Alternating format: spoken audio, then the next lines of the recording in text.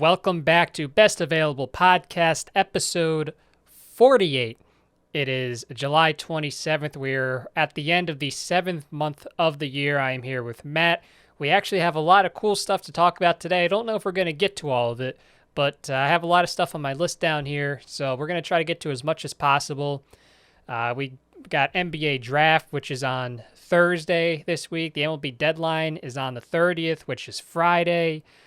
We have the Olympics that have been going on since the last time we recorded. The NHL Expansion Draft was last week, and we got a bunch of moves coming after that, which we could talk about. Of course, the NFL training camps are all open by this point, which is always exciting. So before we get into that, of course, Matt, I got to ask you here. We are at the end of the 7th month of the year, so, how have things been going over there? We're approaching a good time of the year, in my opinion. This is more for a couple weeks from now, but everybody just bookmark this and come back and listen to it in mid to late August. We're starting to get to the point when you can start to feel fall on the horizon, right? You start to see the pictures of football players reporting for training camp. You're approaching and depending on when you listen to this, passing the MLB Trade Deadline. You start talking about pennant chases. You don't get the chill in the morning yet. That's not there yet. Still, I was out there this morning, still steamy, but you start to feel fall creeping up a little bit. It's starting to slowly become darker earlier, which I hate. But yeah, we're on the cusp a little bit of fall approaching. So yeah, I don't know how that relates to how I'm doing, but that's just my observation in Tuesday night wisdom for everybody. Fall is the best time of the year, and that is just the only correct opinion. Everybody else can have their own opinion, but it's wrong. Matt did mention that we're doing this on a Tuesday night. It's been a while since we've done this on a midweek kind of night. We're kind of going back to how we used to do it when Best Available Player first started, which was we're coming up on our 1-year anniversary, which I just realized a few days ago. We started this on August 17th, 2020, and in just a few short weeks, it'll be 1 year, which is almost hard to believe. So we're not going to get into the 1-year thing tonight, but just something fun that's on the horizon for us. Let's start with Let's go NBA draft to start off with. Let's start there because that is Thursday. It feels weird to say that, Matt, because we had an NBA draft less than 1 calendar year ago, and now we're getting ready to have a second one. The big difference will start here between the two draft classes. There is a bona fide number 1 overall prospect this year, which there wasn't for the 2020 draft, and that is Cade Cunningham, the guard out of Oklahoma State. We have heard about this guy dating back to when we were in college. We heard about this guy, and now he is slated to go number 1 in the NBA draft, presumably for all intents and purposes of the Detroit Pistons. There's been rumors that they've been getting offers for the pick. I highly doubt they're going to trade out of there, so we're going to see Cunningham go to Detroit, and Matt, I think that this is the guy that Detroit's been waiting for a long time. They haven't had the best luck when it comes to the draft lottery, but it seems like they finally lucked out. It seems like they're finally going to get a guy that they can build around, and he can be a part of this core in Detroit for a long time, hopefully. I'm going to pull a Lee Corso and say, not so fast, my friend. Obviously, there's some other players that obviously Cade's been linked to Detroit for a while, and he is the best player in this draft class. I think if you're Detroit, you should kind of look at your options in the sense that you drafted Killian Hayes last year. Bringing in a guy like Cade kind of nullifies that pick to some extent. But at the same time, when you're a franchise like Detroit, you kind of need to just take whoever you can and go about your day. You're a big Evan Mobley guy. I'm a big Jalen Green guy. I think either of those guys could help the team out too. I wouldn't be surprised I would be surprised, but I would think maybe moving back a pick or two for Detroit wouldn't be the worst thing in the world. I'll say it. But yeah, Cunningham should go number 1. I think he's a really solid player, could do a lot with the ball, a lot off the ball. think one thing that he's got to fix, especially in the NBA, Ryan, is turnovers. At Oklahoma State, really struggled with turnovers, especially late in the game. But with that being said, he's got a lot of poise, a lot of ability to knock down big-time shots, a lot of game winners at Oklahoma State. So coming from a good program there should help out that franchise. I think they need a lot more than just him. But again, I don't know if it's as guaranteed as it might seem, but I think Detroit is going to start kind of overthinking this a little bit. I would hope they wouldn't overthink it. You mentioned that I'm a big Mobley guy. We'll get into him in a second. We'll get into the Jalen's in a second and the other top guys in this draft class. But whatever franchise ends up with this guy, I'm assuming it's going to be Detroit. I think this is, he would make any team very happy. He's a guy that, as you said, has a lot of poise for a guy that his age. He's only a freshman in college, 19 years old, but it looks like he's been, in his mid-20s the way that he plays. He can slash to the cup, generate offense that way. He's not afraid to shoot the three, on close to 6 attempts per game. He shot close to 40%. He's, a great playmaker. As you said, the turnovers were an issue, but I'd like to think that with age and maturity will come, he's going to become more comfortable in that realm of his game. But, man, I think the thing that stuck out to me, he was just really fun to watch. Like every single time you watch an Oklahoma State game, like there was always that, you just wanted to wait to see when Cade time was going to start. Just, he could just pull so many crazy performances just out of nowhere. That's what you want out of a number 1 overall pick. So whatever franchise gets him, even if it's not Detroit, I think they're going to be very happy. Yeah, he's a really solid player. Can't miss prospect. I think if you're Detroit, again, if you draft a guy like Cunningham, if you're going to keep Killian Hayes on your roster, then you're going to have a lot to figure out because there's two guys that, for the most part, need to be ball dominant. So you're going to kind of create yourself a little bit of an issue there with maybe make a draft night trade to get Hayes off your roster to give Cunningham a little bit more freedom. Who knows? I hope for the sake of that franchise that they kind of turn things around. I mean, really, the city of Detroit as a whole, Ryan, because they don't have the Tigers anymore with all the pitchers that they had and Cabrera, obviously, at the plate. They don't have the Red Wings making the playoffs every year anymore. So for the sake of Detroit, we're not even talking about the Lions, but my Lions, by the way. So as a day one Detroit sports fan, Ryan, I hope that we can turn this around. Yes, if for those of you that don't know, Matt has been a diehard Lions supporter his entire life, so it's been a rough go for him for football. So hopefully they can kind of turn around for him there at some point in the future. After the Detroit picks, if they do end up picking number 1, the draft gets interesting at 2 because there's a number of players that could conceivably go at number 2 to the Rockets. You could see the big man Mobley out of USC, who I think is going to be a stud in the league for a long time to come. But then you could also see one of the Jalen's go, whether it's Jalen Green out of the G League for G Ignite, whether it's Jalen Suggs from Gonzaga. All 3 of those players would be great for the Rockets or whoever picks at number 2. I think they're all going to be very good. So, Matt, I'll ask you this. It's a tough question because they're all obviously very good, but out of that group of kind of 3, maybe you even throw Scotty Barnes in there. I don't think he's going to go 2, but he's kind of in that, maybe that tier. Which of those guys do you like the most? For Houston, Jalen Green, pair him up with Kevin Porter Jr. I think that creates a dynamic backcourt that could do a lot of different things. Obviously, you have Christian Wood there. Daniel Tice has been linked to go to Houston as well. So I don't think putting Mobley in there is really going to do much for that team. I think, obviously, when you lose, if you just look at the past 3 to 4 years, Westbrook, Chris Paul, James Harden, you need to start filling up that backcourt. Get a guy like Jalen Green who really has dynamic speed, obviously a lot of aerial ability to dunk the basketball, could shoot a little bit as well, has some solid defensive plays as well, jumping in front of passing lanes. So to get a guy, put him next to Kevin Porter, and just kind of roll with that. I think that's a no-brainer pick for Houston. I think you got to go guard there because, again, you have Christian Wood, You're obviously it's a rumor, but you could get Daniel Tyson there. That solves another issue. So Jalen Green, I think, is a no-brainer at 2.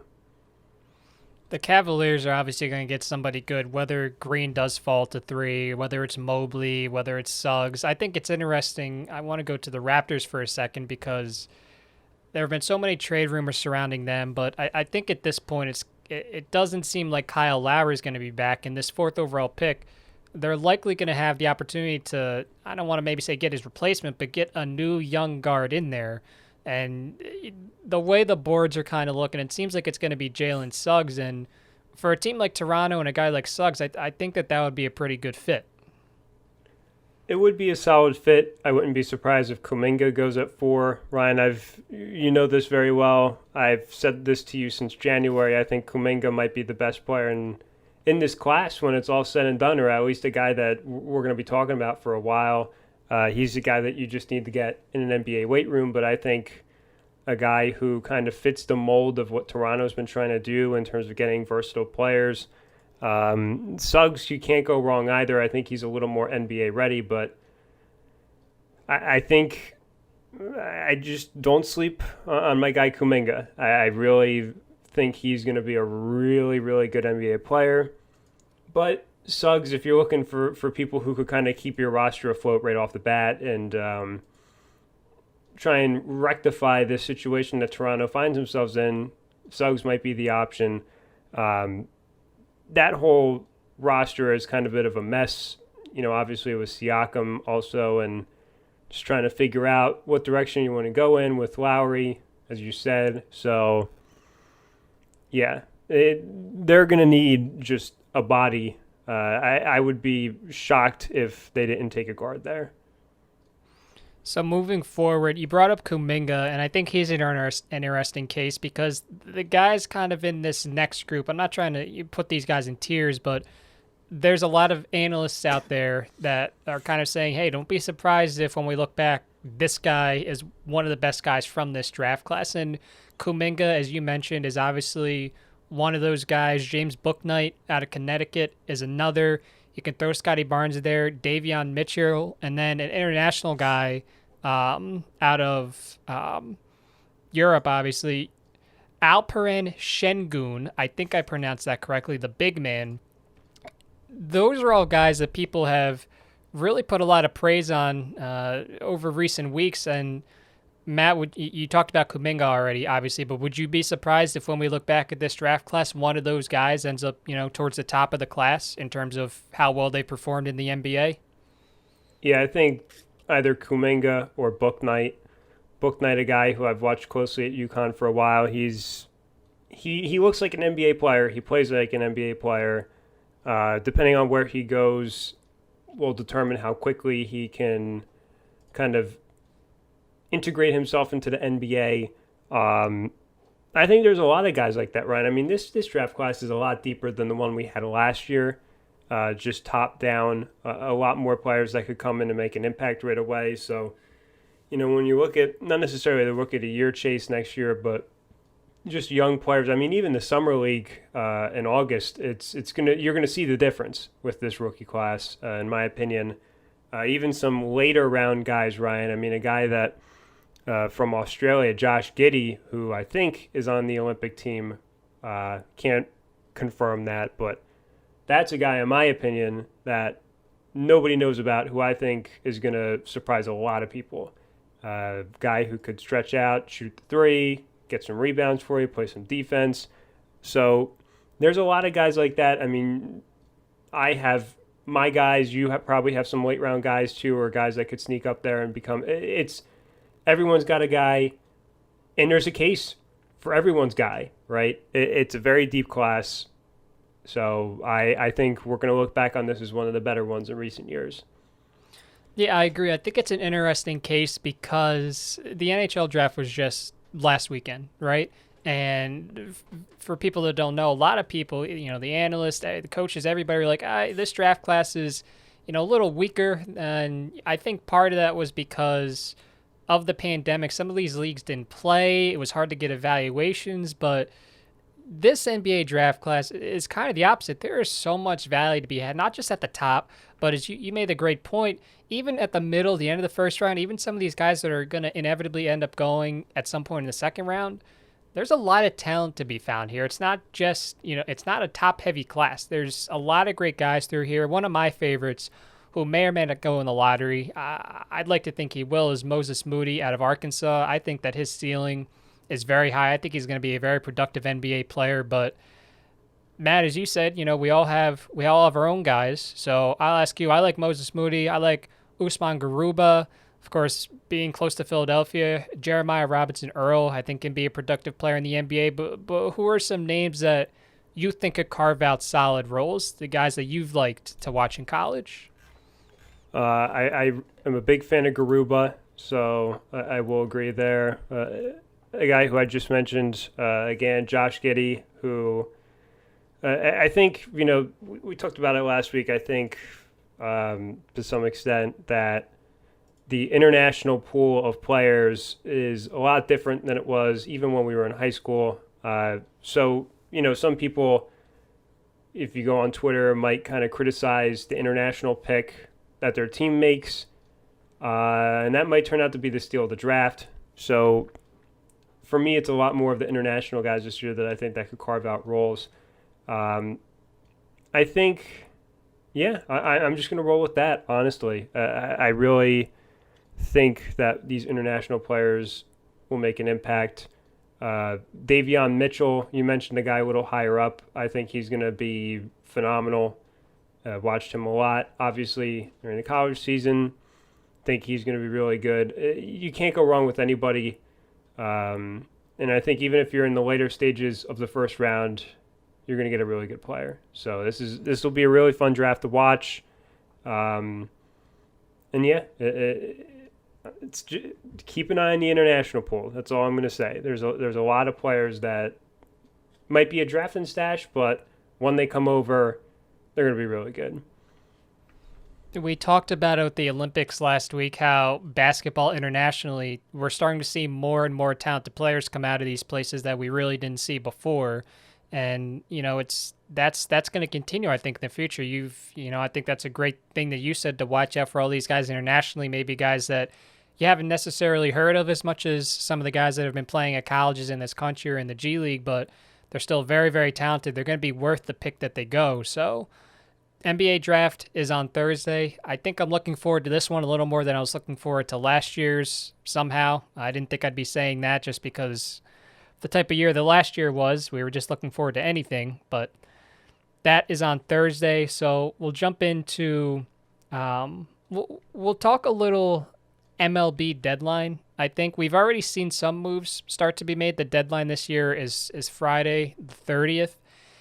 We saw the Padres make a move for All-Star Adam Frazier from the Pirates. They tossed them a couple prospects. The Phillies had a move, and now it's no longer a move because of apparently the medicals for one of the prospects. The Phillies sent over something, I don't know. So that's not official, but I think the big thing, we've heard a lot of big names thrown around. We've heard John Gray, Joey Gallo, Max Scherzer, Chris Bryant, just some of the names we've heard. And taking a look at the MLB standings right now, we'll start in the American League. Boston right now, of course, is the AL East leader. Houston is leading the West, and the White Sox are leading the AL Central pretty comfortably. But I think the American League wildcard race, this is where I think it's going to be interesting. The teams that are kind of going to be buying: Tampa Bay, Oakland, we saw bought Andrew Chafin from the Cubs. Seattle, we're hearing, could be a buyer. So I think that this is going to be a really interesting trade deadline. I think we can see teams are waiting as long as they possibly can to make moves, and I really do think that this year is going to be more active than we've seen in the past. I think a lot of these teams are going to be, I really think they're going to just try to go all in and go for it.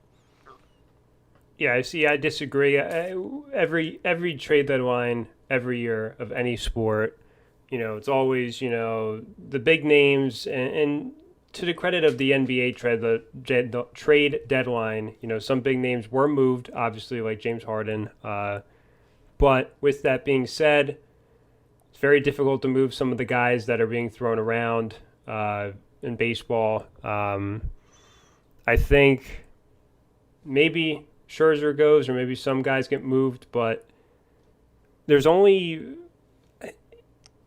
I don't see some bizarro universe that we live in, Ryan, where the Seattle Mariners say, you know what, let's trade for one of these big name guys and expect him to re-sign or anything, right?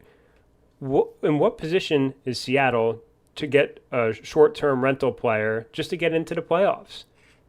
And I mean, I know they have a playoff drought, but still, like, I can't see too many teams outside of the arms race that we have in the NL West right now really going in on some of these bigger name guys, right? I mean, you look at, you told me off the air, Tampa Bay, whatever. I'm not really afraid if they do, if they don't. Boston's not going to do anything, obviously, because of who runs the team now. But, maybe the Mets, but it's really, I don't see anybody making moves outside of the NL West arms race, which is what it is, right? I mean, they're just taking every good player, those two teams, and I didn't even really throw in the Giants, but they could probably buy a player or two as well. They're just taking all the good players in the league.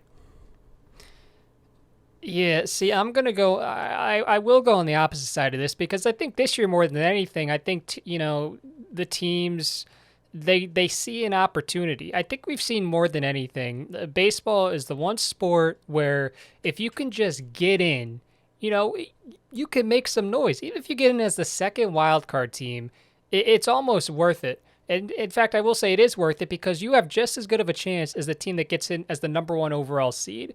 I think that everything this year in baseball is wide open. I mean, going into the season, people are saying, and I was saying too, the Dodgers are a juggernaut. No one's going to stop them. San Diego, it's great to see them trying to compete, but the Dodgers, they're going to easily win well over 100 games, and they're just going to walk to the World Series. Well, that's not the case. And this league, there's an opportunity for some team to get in and make some noise. A team like Seattle, who has the longest postseason drought in the major leagues. Number 2 is the Phillies, by the way. I'd like to put that out there. The Mariners have the longest postseason drought in the major leagues. They're only a game out of the wild card race. They're one game behind Oakland. So they have a very deep prospect pool. They are an organization that, why not? Toss a couple prospects out there, get a piece back that can help you stay in the race. If Oakland's doing it, Seattle can surely do it too. So, first off, you should be rooting for Seattle to epically collapse, Ryan, or else our group chat will never let you hear the end of the fact that you have baseball's longest postseason drought. So you should be really cheering on Seattle to collapse. With that being said, Ryan, this is a team that I told you off the air has a run differential of minus 49. And they've somehow won 55 games, right? Now, you could say, oh, well, there's just a couple of bad games in there, maybe throwing off the run differential. I say that's just not sustainable baseball. If they get into the postseason, Ryan, with a run differential looking something like that, you're going to have to write a book on that, right? I mean, there's going to be one of those books that I know you like to read about, like the statistics side of it and how, like, the A, B, C, D plus of the Mariners got them in the playoffs, right? I mean, I don't know what constitutes, I understand, right? And I will say, to be fair, I did credit San Diego in the offseason, and I did say, quote, they're going for it. That's awesome, right? So I said that. I guess I should back it up with Seattle. If they do go for it, that's awesome. But at the same time, I don't know if the numbers really warrant you going into win now mode when, as you said, you have a deep prospect pool, wait till the offseason, and then do what San Diego did and build a roster that way. Why get a short-term rental player just to get into the second wildcard spot and probably lose? That's just my opinion on Seattle. I mean, if you're a team like New York that anything short of a postseason appearance is an epic failure, I think you got to go all in. Tampa Bay, I mean, you're right in the race, but that would be against their kind of MO. So Seattle's really the only team that's in this wild card race that I could sit there and say, well, why really risk it?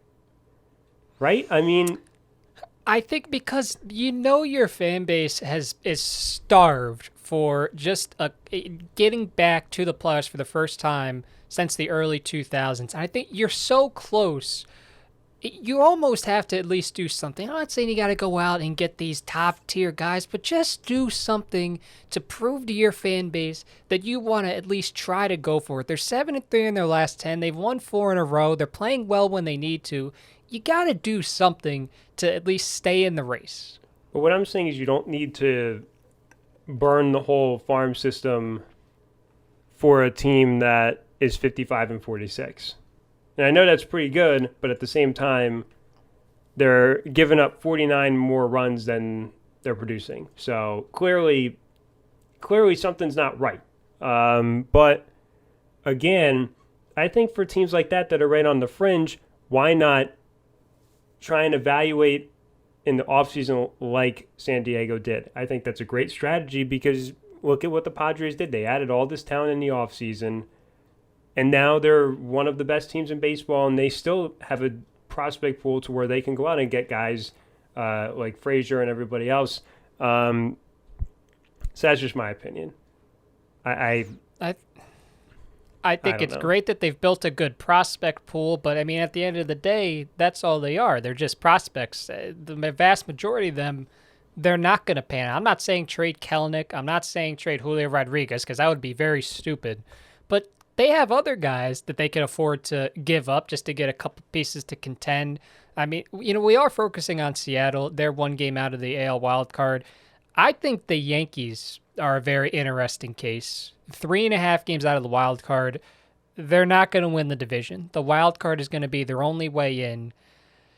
It's going to be a colossal failure if this team does not make the postseason. They're another one of those teams I think you almost have to buy just because they're so close. They've kind of had a resurgence recently. They're still very up and down. They have clear holes on their team. But I feel like if you're the Yankees in this position that they're in, you have to buy. It would be inexcusable to not buy something.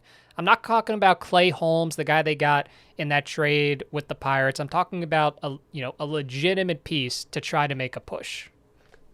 Can you imagine Yankees fans if the Seattle Mariners make the playoffs and the Yankees don't?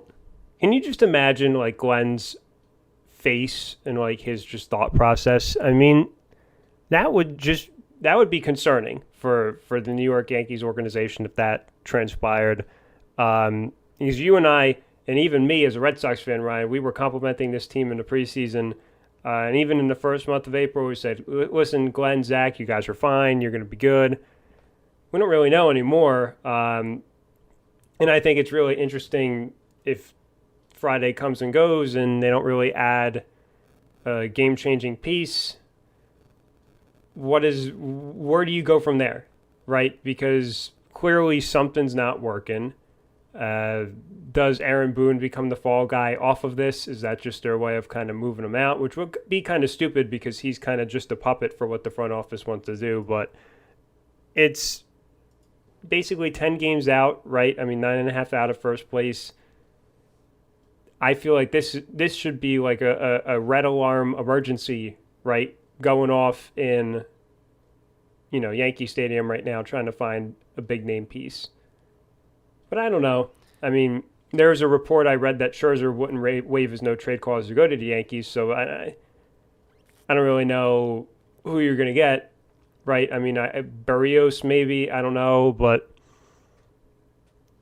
it's a mess for them. I'm sorry, Glenn. It's going to be rough.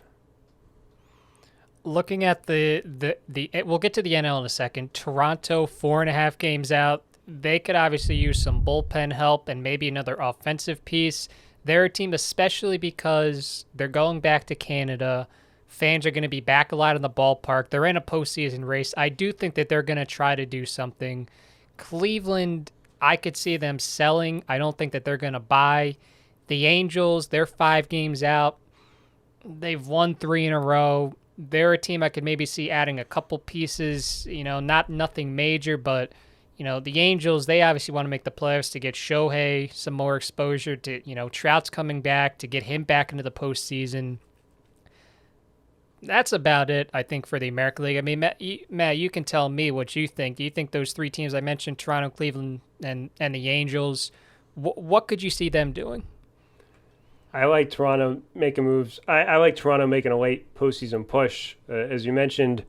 And I'll make this comparison to, there's like soccer teams, or really any team that has like a new stadium, right? So they're playing on the road for like a good majority of the first half of the season, then they get a bunch of home games backloaded, right?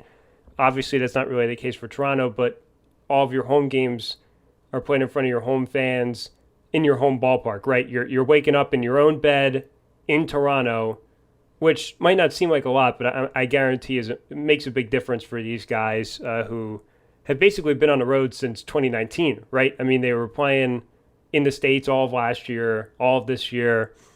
So Toronto, I think you should just go all in because you're going to bank on that fact that you're going to play so much better at home now that you're actually at home.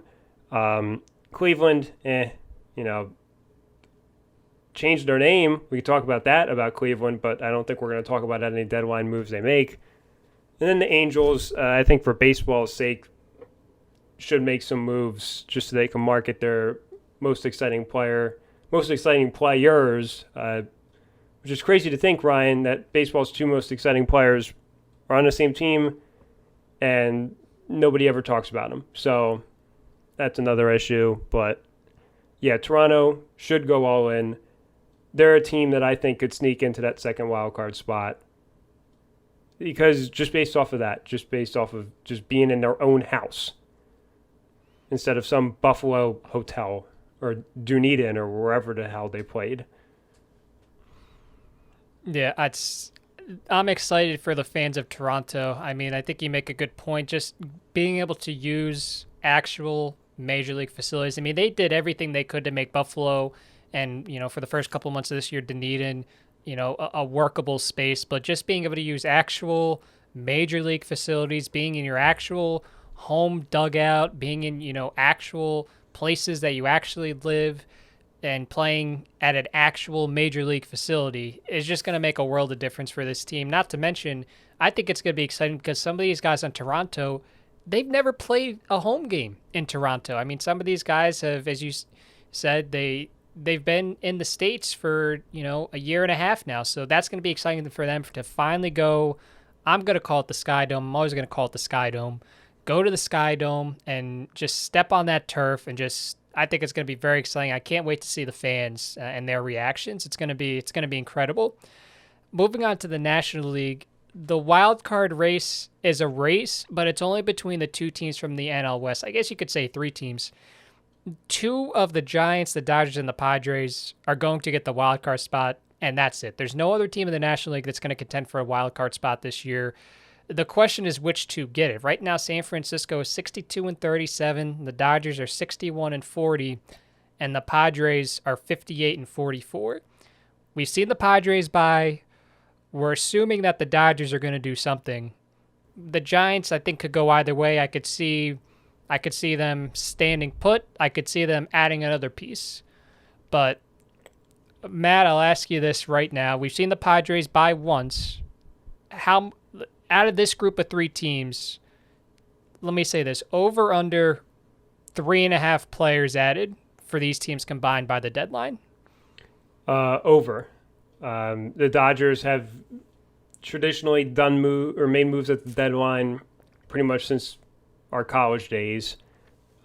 Maybe not so much San Francisco. I think that this year maybe doesn't come as a surprise to them, but I think they're going to be kind of like the Red Sox in some ways, content with what they have and continuing to try and build moderately and while enjoying your success that you're having.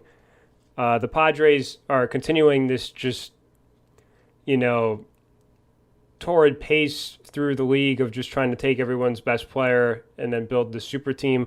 I'm all for that personally. I say keep going. Just keep adding all-stars till you have a full starting 9 of all-star players. What a nightmare scenario, by the way, for baseball, to have the Dodgers and Padres playing the wild card game. What a nightmare scenario that would be, right? I mean, we talked about a nightmare scenario of them playing in the division series. How about them playing in the wild card game? One game, Ryan, with your two best teams, I would say, in baseball. The Right? wild card system now, it obviously incentivizes winning the division. That part I can get behind, but Major League Baseball, of course, they have to renegotiate a new CBA. I do think that this current wild card system, it's not going to be the same moving forward because that does seem, obviously the Dodgers or the Padres could end up winning the division, and then it's just the Giants and one of the other teams. But even still, having to have two of these three teams play in the wild card game it doesn't. That's not the best way to go about making your postseason exciting. Like, for one game, it's exciting, but we should see these teams playing a 5-game series or 7-game series. It shouldn't just be a one and done. That's inexcusable. Well, let me raise the stakes again, Ryan. If you take the standings as they currently are, San Francisco would have the number one overall seed and then play the winner of the wild card game. So, by my count, the best 3 teams in the National League, only one of them will be in the NLCS. What a nightmare, right? That is rough to have. Obviously the Brewers are kind of right there with San Diego, but for the sake of the argument, 1, 2, and 3 are all in the same division. 2 of them are going to play in the wild card round. 2 of them are going to play in the division series against each other, and you're going to have one team remaining in the NLCS. So that, I said this at the beginning of the year. It's going to happen, and it will. My prediction is holding true so far. But this is a trade deadline conversation, so I'm going to bring it back to there. If you're one of these 3 teams, it would be much preferable for you to be the number 1 team out of the 3. For obvious reasons, in sports you want to be number 1. That's usually the goal of sports, but especially to avoid playing a wild card game against the Dodgers or the Padres or the Giants. You want to get that number 1 overall seed so you could at least play them in a 5-game series. So if I'm San Diego, if I'm LA, I'm trying really hard to get myself out of that wild card game. I think you raise a lot of good points. You did mention the Brewers. I think they're a really interesting case. Barring a major collapse, they're going to win the NL Central. But I think if they want to, I think they have just as much opportunity, especially because they are going to play whoever comes out of the NL East in the NLDS. They have very good potential to get to the NLCS, and at that point, anything can happen. Some team has a couple bad days, and then that's it for them. I think if the Brewers are going to make noise, though, I think they need to get another starting pitcher. You have Burns, you have Woodruff. You did have Freddie Peralta. It seems like they want to keep him on an innings limit for the rest of the year, which I think is going to hurt them when they make the playoffs, because they're not going to be able to count on him a lot, presumably, if I understand what they're doing.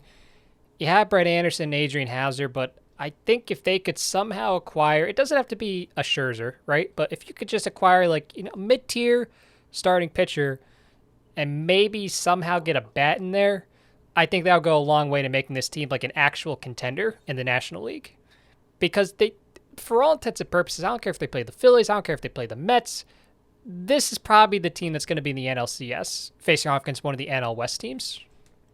Well, yeah, I think they're almost a lock. And this was a team that we were kind of unsure about in some ways, I guess, coming into the year. Really, this whole division could have gone a lot of different ways.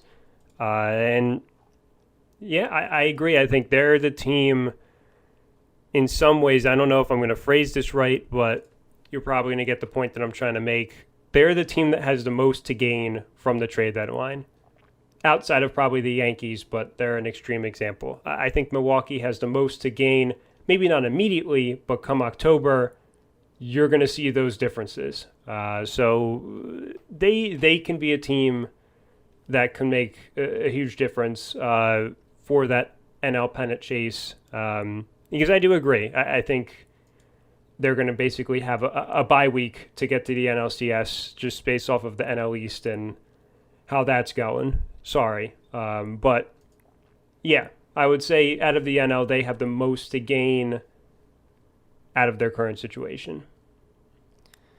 Well, let's talk about the NL East. It's just a bunch of junk. The Mets right now are losing 12-5 to the Braves.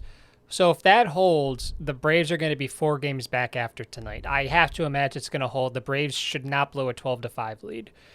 The Phillies are losing 6-4 to the Nationals as we record this. It's the bottom of the 8th. They have a man on first base and 2 outs. They had a walk-off home run last night on Monday. I don't think that's going to happen again. I'm going to assume they lose tonight. So you're going to have the Phillies at 50-50, the Braves at 50-51, the Mets at 53-46 in all likelihood. I'll ask you this. Is it really worth it for any of these teams to buy? I'll say it from a Phillies fan's perspective. I think it's worth it for the Phillies because they have the second longest postseason drought. They have this team with all this money invested. This team's supposed to be so much better. And it's frustrating because it's clear that they only need a few things. They need another starting pitcher. They could use a bullpen piece. If you want to get an offensive piece, you can. I don't think it's necessary. I think what they have is fine. But I think because the Mets have a very tough remaining schedule, the Phillies have such an easy road ahead of them. If the Phillies buy, they almost control their own destiny if everything goes the way it should. The Braves, I don't think it makes sense to buy because they have enough young talent. They're going to be in contention for a while. The Mets, I don't think it makes sense to buy because they have starting pitching coming back from injury. You got Carrasco. You'll have Syndergaard. You'll get Taijuan Walker back. I think the only team in this division makes sense to buy is the Phillies. See, I think if you're the Mets, Ryan, with all the preseason hype you had, all the headlines, obviously, spending money for the first time in a long time, I think you got to own it and just keep going in on that angle. Because if you just kind of settle for what you have and for whatever reason you don't win this absolute travesty of a division, that's going to be very bad PR on that end. So I think in some ways, if you're New York, you got to buy and just kind of ensure that you get into the playoffs, right? Because that was the whole goal of spending money, the whole goal of hyping up this season. If you're not able to complete that goal, that especially with the circumstances of this current division, I think that's going to be a very bad look. So I think New York has to buy as well. If they do buy, I did mention all the pitchers they're going to have.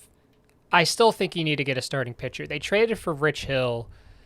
I got to be honest, I don't really know what that does for them. I really don't think he's going to be a positive value contributor for them down the stretch. He's 41 years old. I think he's been a really great story the past few years, but I don't know how you can rely on him. You have Carrasco coming back. On the one hand, he's been another great story. On the other hand, you don't know what you're going to have from him. He's another old guy. You don't know how much he has left in the tank. Jared Eichhoff should not be in the major leagues. Tyler McGill, he's all right, but I think if they have the opportunity to get a starting pitcher, maybe they do that. And I don't know, if I like J.D. Davis, but if they could get Chris Bryant to play third base for him, I'm sure they're going to try hard to do that too, because that would be obviously a very clear upgrade. Yeah, I mean, I just think from the current state, they should just keep adding on to this team. Don't revert back to your original ways. If you have the ability to keep adding star talent to this team, you could kind of run away with this division not only this year, but in future years. So, yeah, Chris Bryant, whoever starting pitcher you can go and get, I say do it, especially as a major market team. And, with the other New York team not really playing well either, it could be, and Glenn and Zach are going to get mad at me for this point, but to be able to be the one New York team standing in the postseason, I think will do a lot of good for this franchise. Well, the Mets have, the odds would say that the Mets are going to be the one New York team in the postseason this year for a number of reasons. But, yeah, I will say this. As a Phillies fan, I am expecting the Mets to win the division. It's just, I think Dave Dombrowski, he has the reputation for going into teams and trading prospects to win now. The Phillies have been linked to so many guys. I've seen them linked to Gallo, Trevor Story, Chris Bryant, Craig Kemp, like all these top guys. I just don't think they have the capital to trade for guys like that. Maybe one of them, but I think this fan base expect them to make a big splash. I just don't know if it's going to happen. I think they could get pieces like Tyler. Fans are going to hate this because they've tried this type of semi-buying and it hasn't worked out. But I think if you get guys like Tyler Anderson, just, guys that are better than you have now without giving up a whole lot, I still think it makes the team better. Because what they have now is a bunch of junk at some places. You have Matt Moore, Vince Velasquez, Chase Anderson. Tyler Anderson is a clear upgrade over that. You get some bullpen pieces, they're going to be a clear upgrade over what they have now. So I think the Phillies' best interest is going to be just to, small acquisitions. Don't ruin the small prospect capital that you do have, and just see if that's enough to maybe overtake the Mets. Well, that would be a first for Dave Dombrowski to not get the biggest names and the hottest names on the market and overpay for them later on in the offseason. I told you this off the air. The Red Sox are still paying for that. So, and in some ways, so are other teams that he's been at the helm for, Detroit, other franchises. But in any case, I hope for your sake, Ryan, that the Phillies don't miss the playoffs again, especially if Seattle makes it. But you're in this kind of weird situation, and they have been for some time. If you get to the offseason and you didn't really buy and you just kind of are like right around 500, that's going to create a lot more problems, I think, for this franchise than they want. So, yeah, maybe buy on the small thing. And my point at the beginning of the show, when I said that not a lot of teams are going to buy, I meant from the aspect that a lot of these big names that we're seeing aren't going to get moved. But, like you said, the semi-buying, I think, is an effective strategy. And I think teams in really every league that have used this strategy have steadily grown as a franchise. And I think if the Phillies start to adopt that, or other teams, you're going to see that steady growth. So I hope for your sake, Ryan, the Phillies make the playoffs. That would be cool. Thank you. That was very nice of me, coming from my 62-39 baseball team. So yeah. At least, but then you could say that the Phillies made it and not the Yankees. That would be nice for you in a group chat. You could have some nice arguing power. So that would be cool. That would be a good thing for me to go towards, which would be nice. The deadline, hopefully we'll have a lot to talk about the MLB, or hopefully we'll have a lot to talk about with MLB next week when we record again, not the MLB. So moving on, we'll talk just a little briefly because we hit on this last week, and I think it makes sense to talk about it now. The NHL Expansion Draft was last week. All the picks got leaked beforehand, except for like Detroit's. I think the Red Wings were the only team that didn't have their pick leaked. Maybe Buffalo. No, I think Buffalo did too. The TV spectacular that they tried to do was just the worst thing.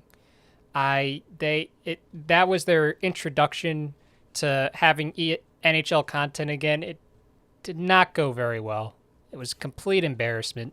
I know there's only so much they can do. All the picks were leaked, but even still, let's talk about that first. We've seen ESPN do a number of odd things in the past with their programming. The expansion draft special was very hard to get through. I mean, I turned it off regardless, but you're not going to get people into hockey with something like that. That was embarrassing. Well, I think the more concerning aspect is all the money that you currently have invested in your main hockey brains, right? So Barry Melrose, Linda Cohn, right? Buchagross, right? Isn't he a hockey guy? They were like nowhere to be found, right? They brought on a college football guy to host the show, and I love Chris Fowler, but his voice belongs on a big Saturday night football game, right? We could both agree to that. Or U.S. Open, that's where he belongs, one of those two places. Yeah, it was really weird, very concerning, given how steady NBC has been with their coverage. And I think in many ways we kind of have gained appreciation for that, right, Ryan? I mean, just the consistency of quality products from NBC. And it was just kind of goofy and weird, and I don't know. I was very disappointed that the normal hockey people that ESPN currently has were nowhere to be found during the show. So, not to mention that the team itself, in my opinion, I know you disagree with me, it's not very great. Nothing really jumps off the page. Just kind of So, if I'm a Kraken fan, I don't really know if I'm going to buy season tickets. And if I'm a fan of hockey, I'm not too optimistic about its transfer to ESPN. Yeah, I'll take the other side. People were clowning on the roster. I get it to an extent. Admittedly, their forward core right now, it's not great. I'll say that, right? I can admit that. The defense, I thought they did really well with that. You have a great bona fide top pair guy, in my opinion, a guy that's going to grow into that, Vince Dunn, who they got from the Blues. You bring in Adam Larson. You have Mark Giordano as a veteran presence. Jamie Alexiak is better than people give him credit for. Hayden Fleury, Jeremy Lauzon, Carson Soucy maybe, and then you got some other guys in there too. That's a strong defensive core. I mean, I would be happy with that if I was a Seattle Kraken fan. The goalie is Chris Drieger. I think is going to run away and prove that his success in Florida wasn't a fluke. He's going to be he's the starter there. They got Vanacek from the Capitals. I think he's the clear backup. And the forwards, they could definitely use some work. You have Yanni Gourde from the Lightning. You got Jared McCann, who was traded to the Maple Leafs, and the Maple Leafs proceeded to lose him in the expansion draft. I didn't really get that. Jordan Eberle, Kyle Jarnkrok from the Predators. You have some other names in there, but I will say they have close to $30 million in cap space right now. I don't think this is the final team. I really think that they're going to make, especially in the forward core, I think they're going to make a couple, notable additions. And I think going into the season, they're going to have a team that can contend in that Pacific Division. On paper, I get it. It doesn't look great, right? But I really think that by the time the season starts, it's going to look a little different. It's going to look better on paper. Well, yeah, I think, as you said, if you just add some guys that could put the puck in the back of the net, then I think you have a pretty decent team. Because in my opinion, especially for a new team, you need some excitement to generate those interactions on social media, to get butts in the seats, to sell merchandise, especially jerseys too, Ryan. I mean, if you look at that roster, Yanni Gourde, Adam Larson, and Drieger, who else are you going to sell jerseys of, right? Or any other merchandise? Vince Dunn, I would get a Vince Dunn Kraken jersey. Ryan, stop it. So you need to get, and listen, I know I use this take a lot more than you do. I look at it more from the financial side. You need to get some big names to sell jerseys, right? You look at what Vegas had, Marc-Andre Fleury, well, until today, take his jersey and you could just drive that home. Drive him home on billboards, magazine covers, posters, whatever you want. So you need to get guys that are a recognizable face to put on stuff, right? Or somebody could be like, wow, that guy's really good. Let me go buy this.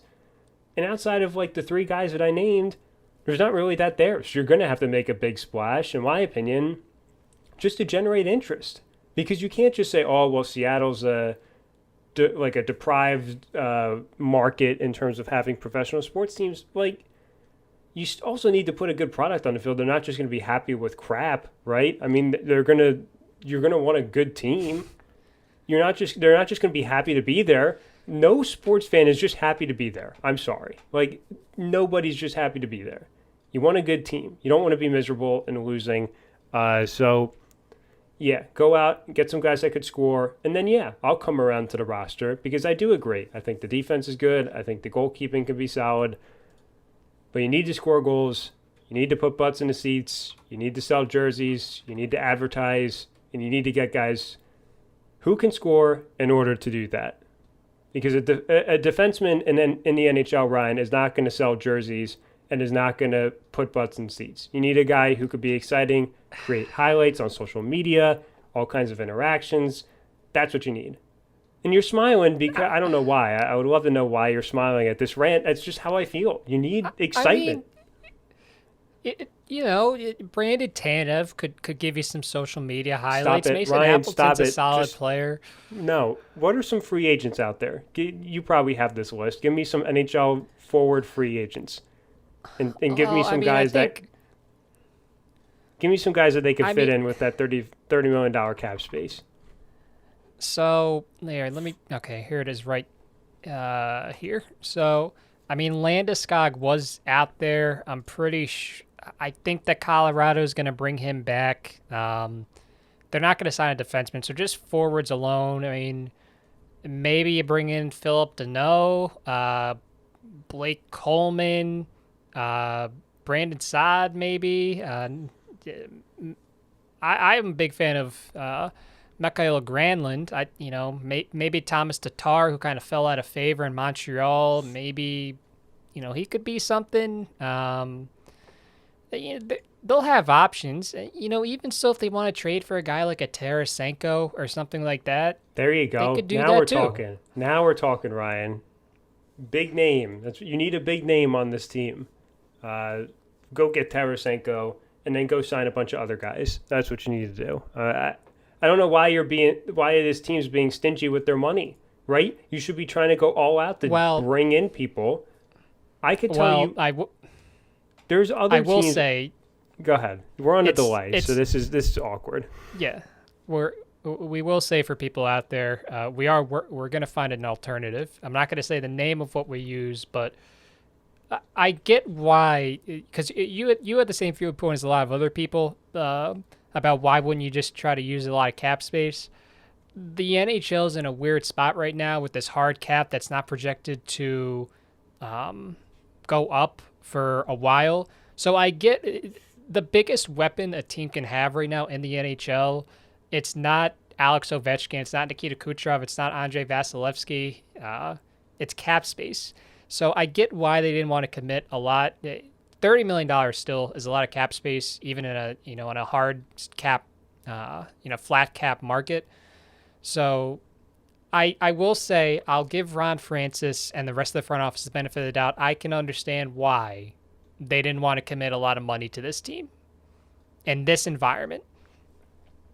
You could still get like a couple dudes, right? You don't need to spend all of the $30 million, but what's the point of all of the hype, right? For the past 2 to 3 years, like the Seattle Kraken, finally bringing professional or like another professional sports team up to Seattle, right, to join all the other teams they have. But like, you wait all this time and you can't name anybody on a roster. If you're a casual hockey fan, you need to just get some or spend money. I hate the stingy kind of outlook. I get it to some extent, but I'm not saying use all of the $30 million, but like spend maybe like 15 of it, then go get some guys who could score. That's just my opinion. Again, I will say, the getting fans. a guy like a Jaden Schwartz, I want to throw that name out there too. I think they've been linked to him. That's a good forward. That would definitely bolster that group. I'm just going to end on this point, Ryan. The fans aren't just going to be happy to be there. Like that'll be great for like the first month, right? And then after that, they'll be like, wow, this team stinks. So, I mean, they need to go get some other people. That's just my opinion. I'm just saying, don't sleep on Tyler Pitlick. Don't sleep on Colin Blackwell, Jonas Donskoy. Some great names there. I will also say, I brought this up last week, but the division that they're in with Anaheim, Calgary, Edmonton, the Kings, San Jose, Vancouver, and Vegas, they're not going to need a great team to finish, in the top 3 of that division, right? Like, they're obviously going to add to this group with $30 million in cap space before the season starts. If the team stayed the same, I think they would still be in playoff contention, to be completely perfectly honest. Well, yeah, the division stinks, but also you need to score goals to win the game. So you need to. I mean, Eberle scored 20 attack. goals in a season multiple times. You get some goals from him. Other guys put the puck in the net. It's a good group. No, you I've can't talked just myself rely into them. on you can't just rely on opportunities and then these guys will become goal scorers. If they're not goal scorers, they're not going to become goal scorers. It's just how it is. You need to go get people who can score and then hope that these other guys kind of improve a little bit. But, we'll see. I agree, though, this division kind of stinks. So at least it'll be exciting. I mean, they'll be in contention and maybe at the deadline or something they could go and figure it out. But I don't know. They got to go get another guy. I'm telling you, man, jerseys, social media interaction, you got to take these things into account. I'm just saying, I would gladly buy a nice Vince Dunn or Chris Drieger. I'd buy his jersey.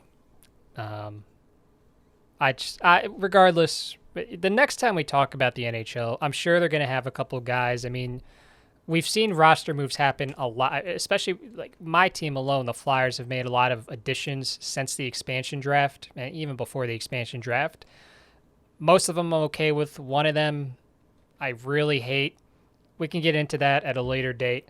But before we go too far in the NHL, we're going to transition. And I think we do have to talk about this because it is such a big topic in sports. The National Football League, I guess a week or so ago, put in some rules about vaccinations and how they're going to handle COVID-19 this season. I'm a big fan of them. The fact that if games have to be, they're not going to extend the season to get games in that are missed because teams have the virus. If a game is missed and can't be rescheduled, it's going to be counted as a forfeit for the offending team. Both teams would not get paid, among a bunch of other things that vaccinated players can do on the road versus what unvaccinated players can do. And we have the response to a lot of these things has been quite telling. And I think it all came to a head today for me personally when I saw that Washington football team's head coach Ron Rivera, who, as of course people know, he went through a battle with cancer, and he's good now, but he's immunocompromised. And I want to get the exact quote because it really we haven't really seen anybody in the NFL come out so strongly, but Rivera did. He said this was a direct quote, perplexed, truly frustrated, beyond frustrated that a lot of his players were unvaccinated still. It's a battle that a lot of teams are facing in the NFL. Players think that they know what's better for them by not taking the vaccine. We normally don't talk about issues like this. I think it's just worth talking about because it's just such an easy thing to do. Charles Barkley, I'll have to get up the quote. He said something about it today, not in terms of the NFL, just in general. I think it's getting to a point where I think this was somebody, maybe it was an athlete, whatever, said this. If you don't get the vaccine, you're not a team player.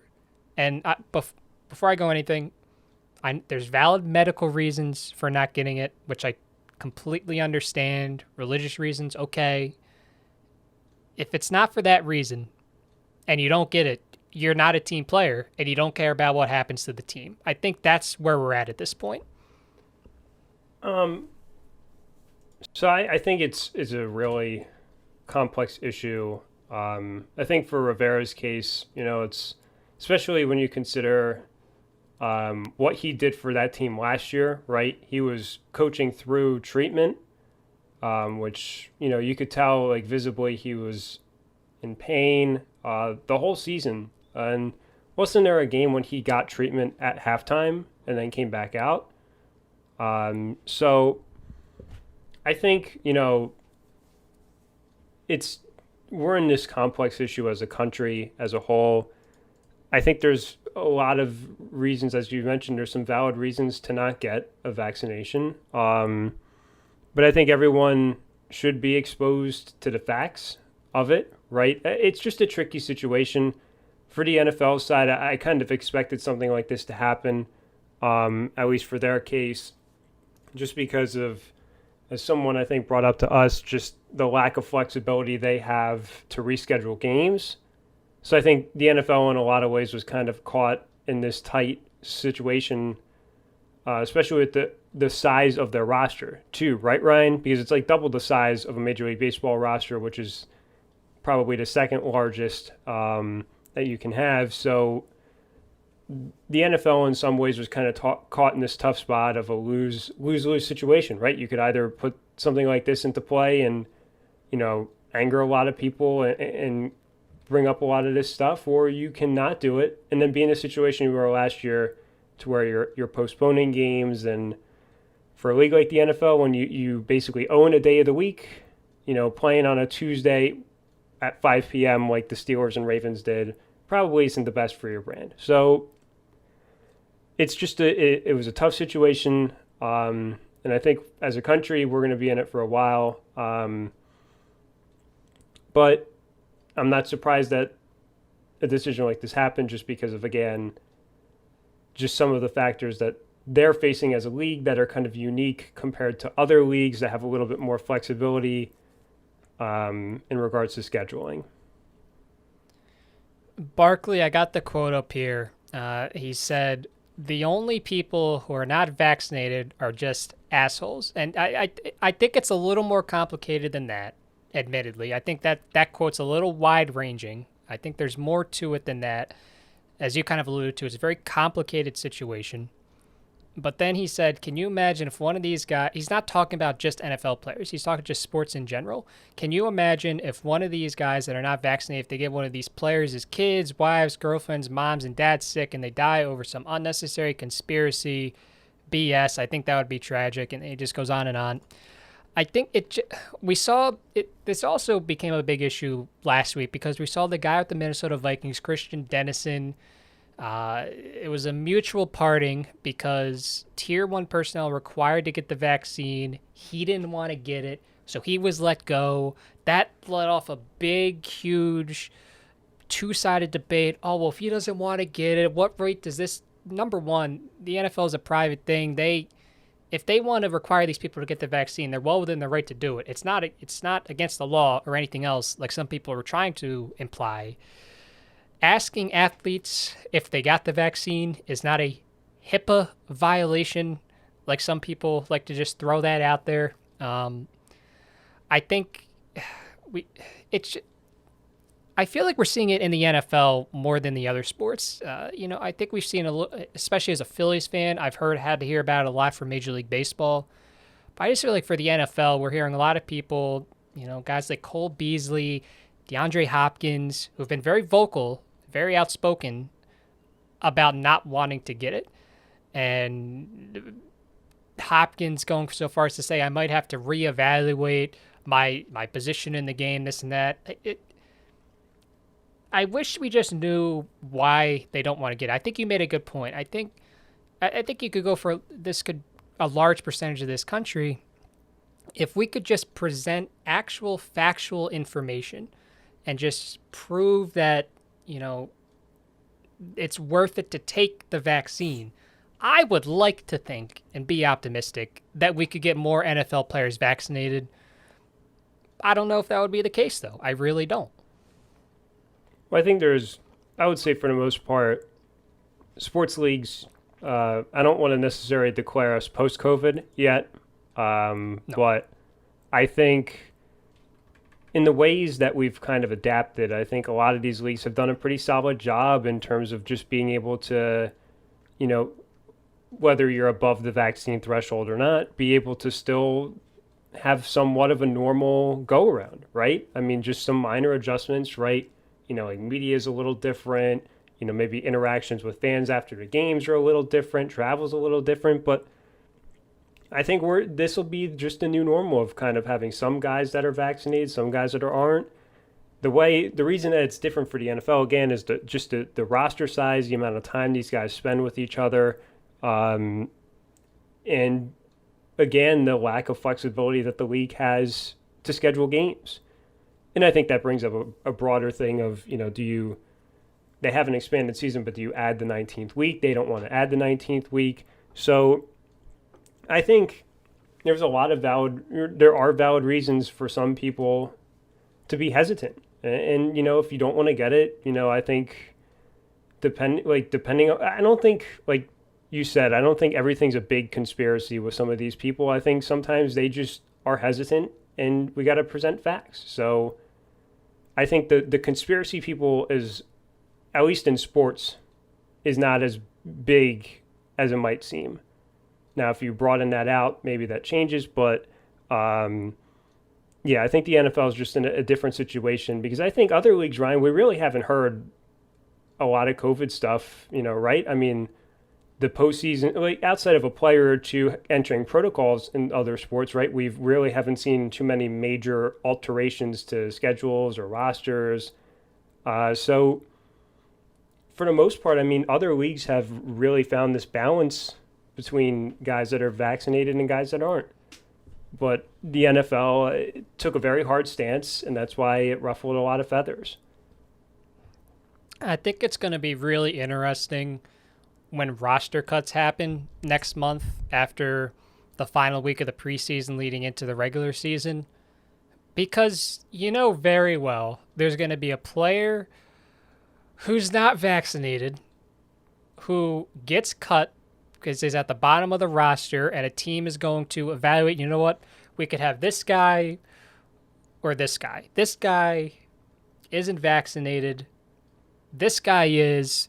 They're about the same talent level. We're going to cut the guy that's unvaccinated.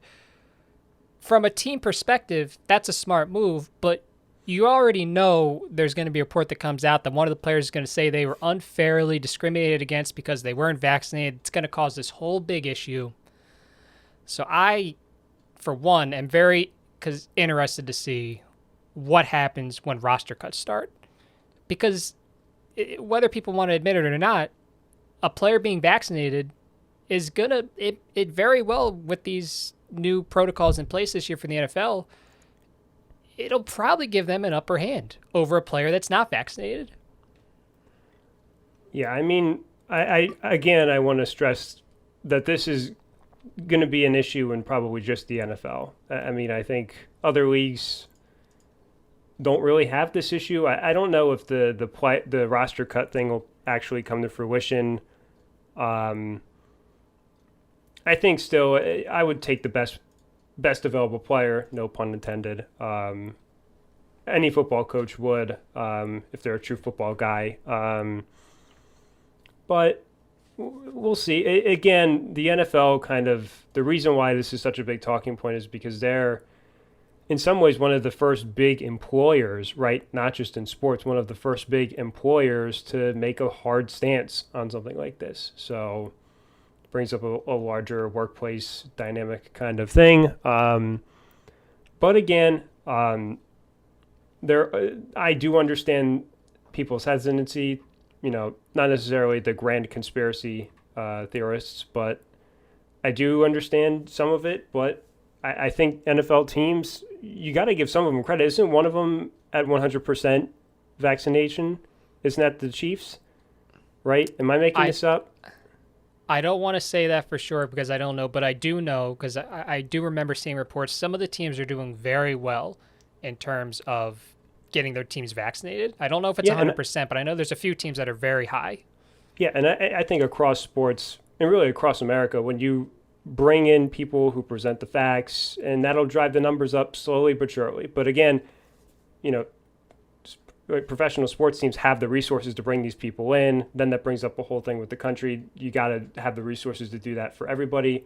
But the NFL took a hard stance, and it's going to be, I would say, probably up until maybe the first or second week of the season, a talking point.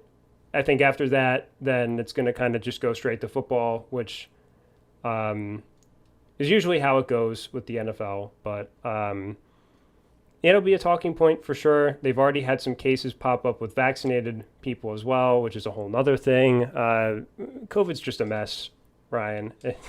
I mean, it's even harder for this league, again, because of just, if you count team staff, Ryan, it's probably like 100 people. At least. It's not like other sports where you're able to manage the numbers a little bit, and you can afford for that threshold to not be at whatever 80 75%, whatever it is. So yeah, August will probably be the talking point for it. But I think when September rolls around, and especially once the stadiums are full, like we know they will be, then it kind of will fizzle away. I will say, I'm going to reiterate again, there's very valid reasons to not get not just this vaccine, but other vaccines too. Saying you don't know what's in it, saying it's just a personal choice, that's a HIPAA violation, I'm not going to talk about it. Those are not, especially for someone an athlete in the NFL, those are not valid reasons. So we'll see what comes of this over the next couple months, because as you said, up until first couple weeks of the season, it will be a point. It will be a talking point throughout the league. You gave credit to the teams that are doing well. I will say there's the statistic here. It says up to 80% of NFL players, 90% of NBA players, and 85% of MLB players have reportedly had at least one shot, which is good. That's very promising to hear. It's of course, it's the same thing as with anything. It's the people that don't have it that kind of talk and are very outspoken about it. It makes it seem like it's a bigger issue than maybe it actually is. Yeah, I think, again, that's the point I brought up.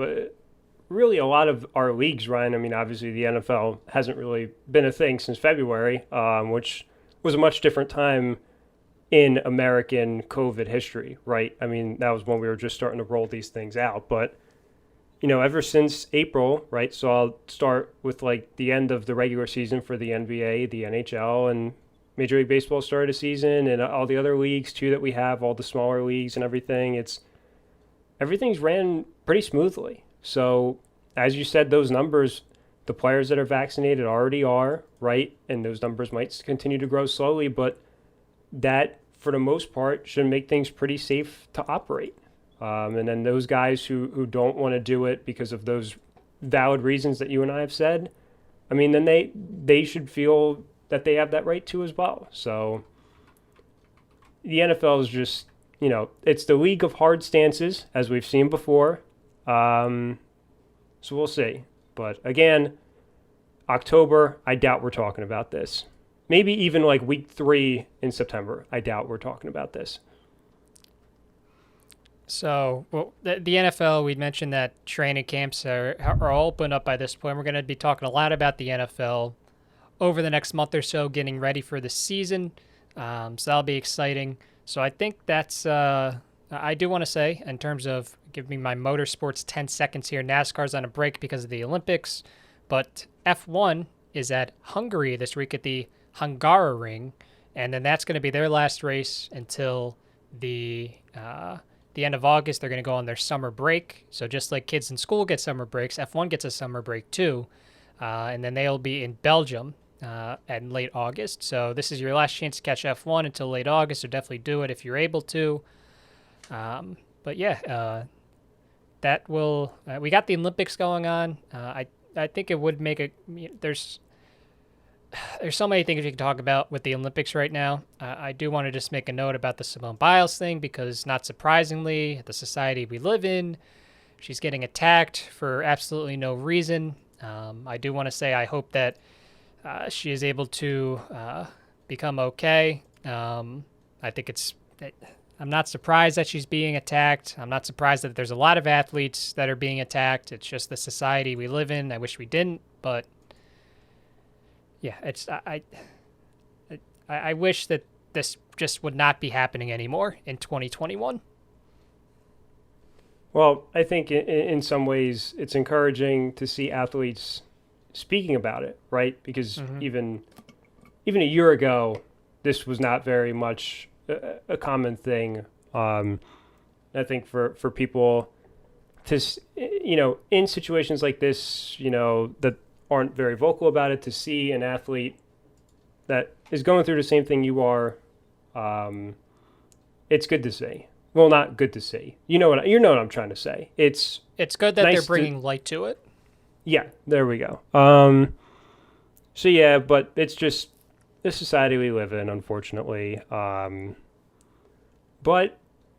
again, it's nice to see the conversation being brought to the forefront by not just athletes, by celebrities, public figures.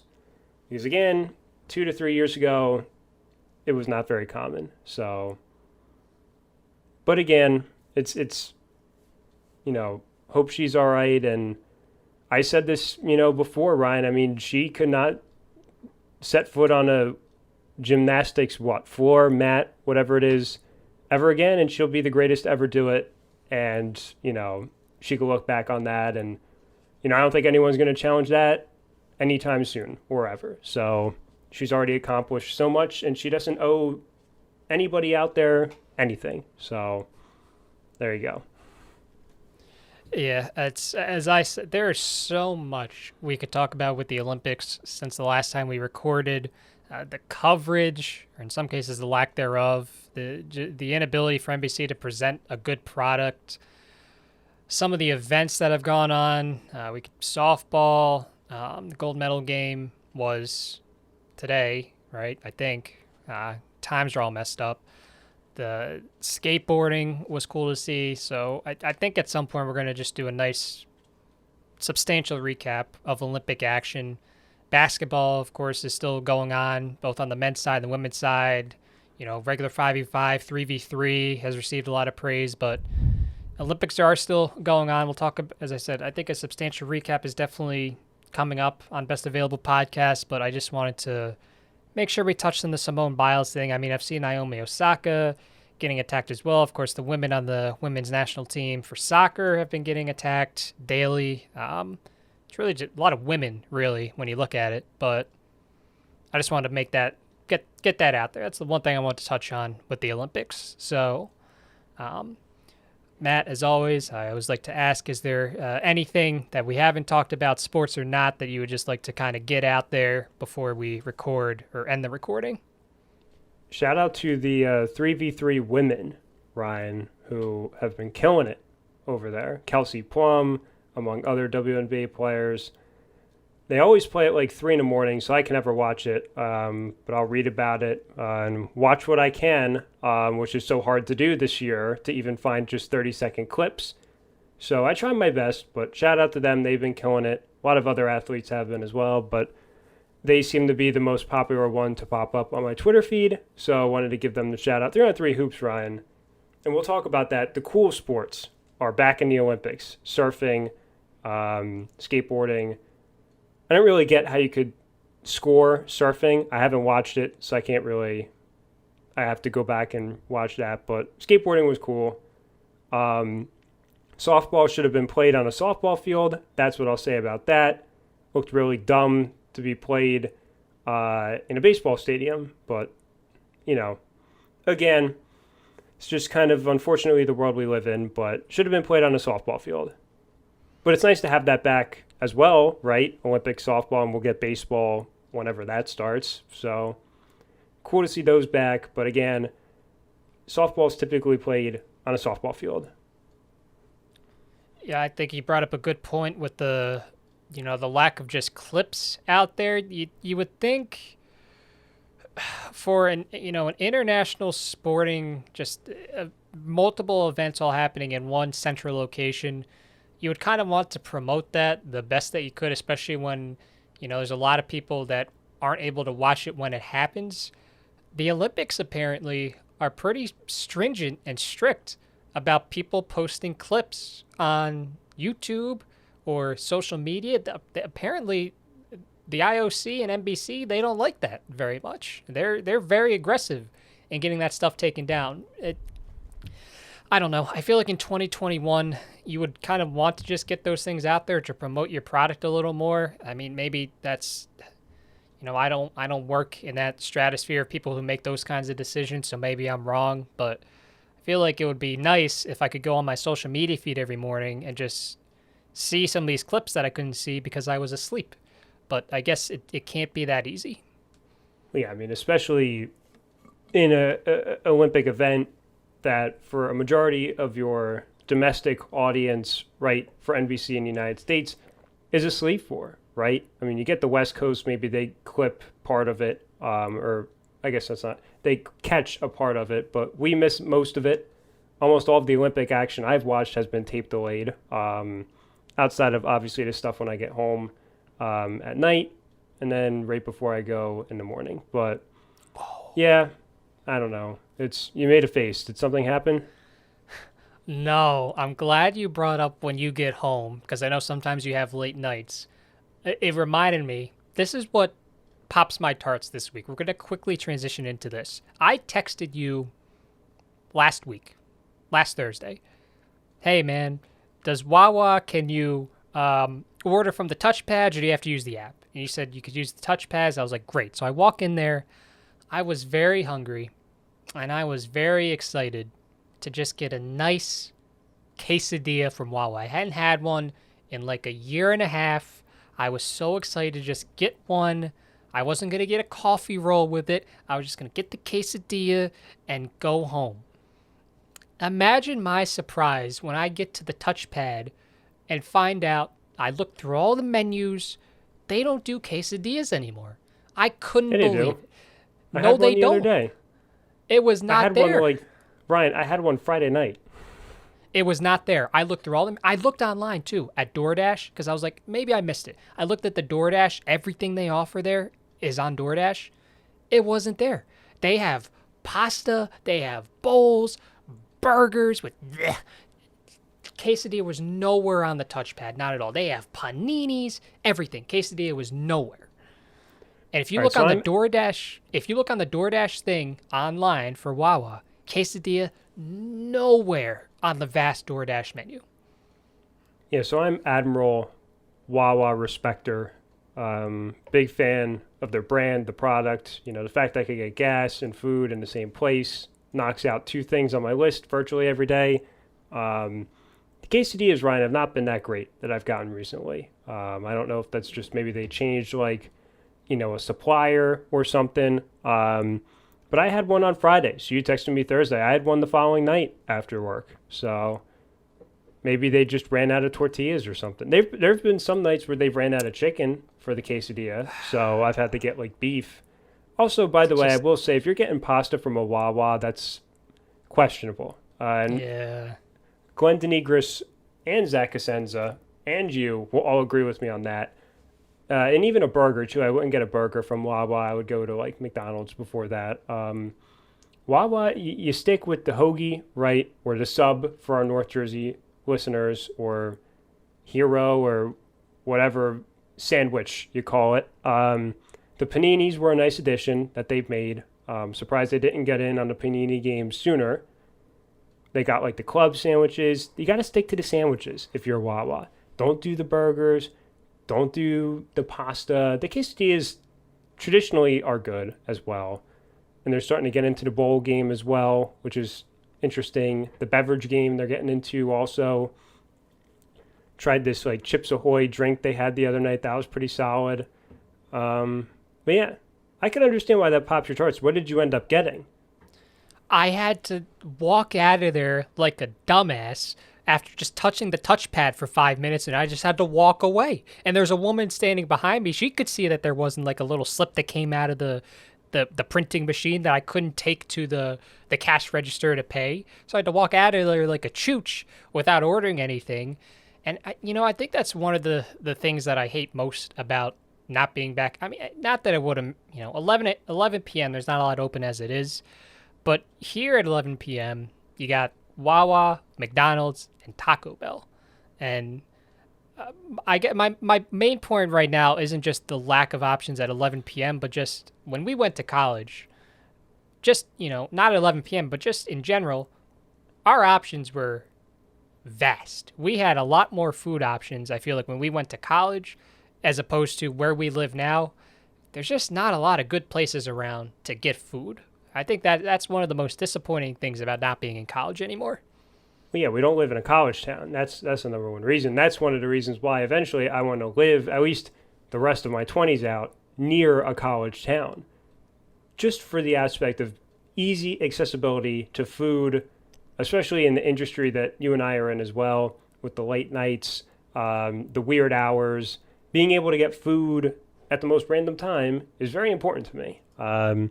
And also the fact that you and I live, we could reach out and touch farmland on one side of us and then have Philadelphia on the other. Doesn't really help our cause either. We need to be a couple towns down to really have accessible food. But yeah, I've ran into this situation. I do not dare to go to the Taco Bell late at night, Ryan. No. That is, I just drive right by it. It's either the Arches or Wawa. That's it. It's one of the two. And the Arches never fails. The one near me, Ryan, never fails. Always hits. Sometimes it's a little bit of a wait. I think they're a little bit understaffed, which, hopefully that we talk about big issues on this podcast, Ryan. I mean, hopefully that issue gets resolved eventually. Yeah, we've been hitting on world topics today, Ryan, and then we're ending with Wawa quesadillas. So this has been just a great episode. But yeah, we've just been giving Wawa a bunch of airtime in doing this, and they failed you in the end, and yet we're giving them free promotional time. So in the end, Wawa has defeated you twice. I will say, I think future me felt a lot better not having a quesadilla at 11 o'clock at night. I do think present me would have been ecstatic. Future me, I probably helped out a lot, but it was just very disappointing because it's just one of those things when you have your mindset on this one thing and you can almost feel it or taste it and you're so excited to get it for the first time in so long, you go in there and you didn't get it. It was just it was so dejecting. It was so disappointing. But maybe if by some miracle I go back there again, maybe they'll have it then. I don't know. But that was what popped my tarts this week. That's a very valid pop your tarts. Ryan, imagine how future me felt when I would eat double quarter pounders from the Arches. I can hammer those down maybe twice a month at 12:30 in the morning.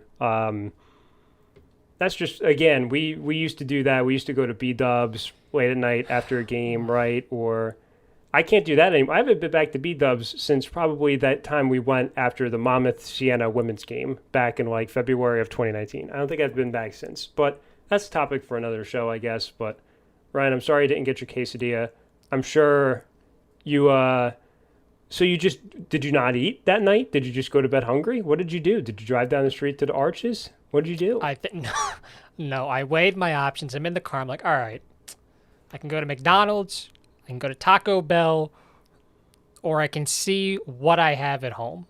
And that's always risky. That's a risky move to see what you have at home because then you can't go back out. You're stuck with whatever you have. It paid off this time because I looked in the fridge and my parents had like some rice, some meatballs, some vegetables. So it was almost kind of like a stir. It wasn't a stir fry, but meatballs? Like chicken meatballs, yeah. Oh, I thought you had an actual meatball, Ryan. I got really excited. You just saw my face. That is it. Well, yeah, I can't see your face. Yeah, it is. That is an actual meatball. Chicken's a meat, so I did end up having that. Health-wise, it was probably better than a quesadilla. So I did luck out that time. But you're right. It's always a risk. I agree. I want to go back to what you said. We're dragging on like entry-level experience always does, and we're about to end the podcast. I don't know how we used to do that in college. I think about it now, and I just feel sick thinking about it. Like, we would just hammer down B-dubs at 12:30, 1 o'clock in the morning with fries and a bunch of other shit. We'd have, like, pizza very late at night. I myself would maybe get, like, 20 McNuggets, fries, and a McFlurry, be pounding that down just like a random Tuesday night. I don't know how we did it. Like, it's disgusting thinking about it. I still do it now, Ryan. Nothing has changed. I mean, I'm still getting home after midnight half the time. I mean, man's got to eat, just got to find something to eat. But the problem is, like, especially now, like, having a dog who sleeps downstairs a lot of the time, who has, like, sonar hearing, he gets pissed off at me whenever I come home and try and heat something up. So I try to come home with something warm, go in the other room where he can't see me, eat it. See, in many ways, I'm being courteous by clogging my arteries and damaging my cardiovascular system by eating unhealthy so that he can sleep. So maybe, down the road, he will be thankful, that my cardiovascular system sucks so I could make that sacrifice so he could sleep. So, yeah. I'm just the first like 24-hour salad shop. That's a $1 million idea right there. I Somebody disagree. needs to invest in that. I disagree. You can't have a salad late at night, Ryan, because I learned this in nutrition science. Salads are hard to digest for your body. It's hard to digest that kind of lettuce, right? Other vegetables not so much, but lettuce is hard to digest. Obviously, you can make the debate. The double quarter pounder with cheese might be harder to digest for your body, but still, your body's still working, right? It's still hard to do regardless. So maybe the best way is just to have some fruit and go to bed. But I don't get full off of fruit at 12:30 in the morning. So saying a healthy food option at 12 a.m. It's 2021. It shouldn't be this difficult. Just somebody run with the idea. I beg you. See, again, I don't know. Well, you could get healthy options at Wawa, though. Well, no, see, I knew you were going to say that. No, it's not the same. Okay, but also, Ryan, it's 12:30 in the morning. You're not going for quality. You're going for quantity. You're not 12:30 in the morning. You're just trying to fill your stomach up. Shower, do whatever you got to do, and then go to bed. That's what you got to do. You're not looking for a 5-star meal, and I've accepted that, and I am perfectly okay with crushing a burger, some fries, whatever I got to do. It's carried over. It's something from the college lifestyle that has carried it. I will say, the one time I did regret this, we're rambling again, entry-level experience, shout out Zach, shout out Noah. A couple weeks ago, FC Monmouth, we were out in Hershey, right? So we're coming back. Hershey, the whole thing in this league for all these teams is to give post-game pizza, right? And, depending on where we play, it's very, very, very hit or miss. So we were in Hershey, obviously, so they just gave us Domino's. I took an entire Domino's pizza, Ryan, and sat in the back seat of Brian Woods' car and ate the entire thing within 20 minutes. And I regretted it for the remaining 2.5-hour drive that we had back to his house. It was rough. So that was the one time I did regret doing that, was eating an entire Domino's pizza 3 hours away in 20 minutes. I think that's a good spot to end. We can reminisce again. Some tier lists, Ryan, have Domino's pretty high up, I think, right? Or am I misquoting that tier list? Some might say that Domino's was pretty high.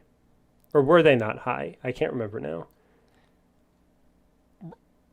We're not rambling anymore. I'm putting my fist down. I don't want this to go any longer. It's already gone over an hour and a half, almost an hour, 45 minutes, our longest podcast we've had in quite some time.